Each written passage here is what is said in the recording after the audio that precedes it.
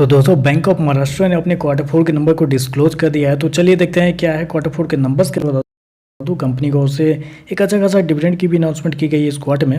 ₹1.5 प्रति शेयर के हिसाब से कंपनी आपको डिविडेंड देने जा रही है। चलिए कंपनी का नंबर देख लेते हैं। डाटा लाख्स में मैं आपको ग्रोस में बता रहा हूँ।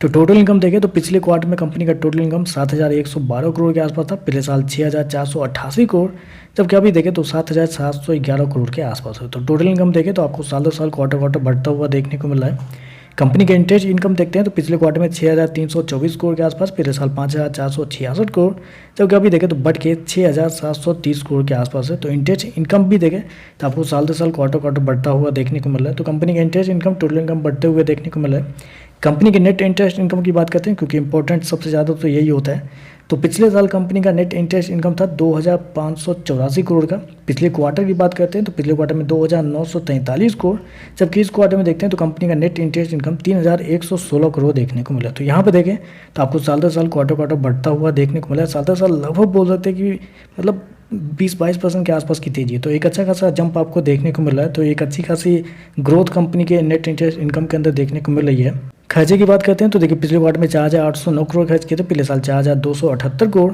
अभी देखें तो 5,191 करोड़ के आसपास आपको देखने को मिला। तो खर्चे भी देखें तो खर्चे भी कंपनी के ठीक है कंट्रोल में देखने को मिल रहे हैं।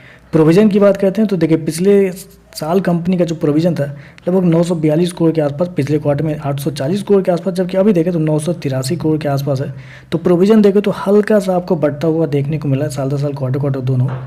प्रॉफिट की बात करते हैं तो देखिए पिछले क्वार्टर में कंपनी का प्रॉफिट 1,406 करोड़ के आसपास था। पिछले साल 1,217 करोड़, अभी देखें तो बढ़ के 1,493 करोड़ आपको जाता हुआ देखने को मिल रहा है। तो साल दर साल जाते हैं तो साल दर साल कंपनी के प्रॉफिट के अंदर भी लगभग 25% के आसपास की तेजी आपको देखने को मिल रही है, जबकि क्वार्टरली बेस पे जाते हैं तो यहाँ पे भी लगभग 5% के आसपास का जंप है। तो कंपनी का प्रॉफिट भी देखें तो एक बढ़ते हुए देखने को मिल रहा है साल दर साल क्वार्टर दोनों। इससे तो ये लग रहा है कि जितने भी छोटे छोटे बैंक जो हैं जैसे कि IOB हो गया या यूको बैंक हो गया या ये सब छोटे जितने भी बैंक हैं उसके नंबर भी अच्छे आते हुए आपको देखने को मिल सकते हैं। NPA की बात करते हैं तो ग्रोस NPA कंपनी का 1.88 से गिर के 1.74 आ चुका है, जबकि नेट NPA 0.20 से गिर के 0.18 के आसपास है।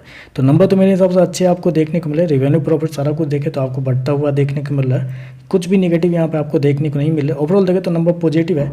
बाकी देखते हैं मार्केट का कैसा रिएक्शन आपको देखने को मिलता है। आज के लिए बस इतना ही। वीडियो पसंद आए तो लाइक कीजिएगा, साथ में साथ चैनल को सब्सक्राइब जरूर कीजिएगा।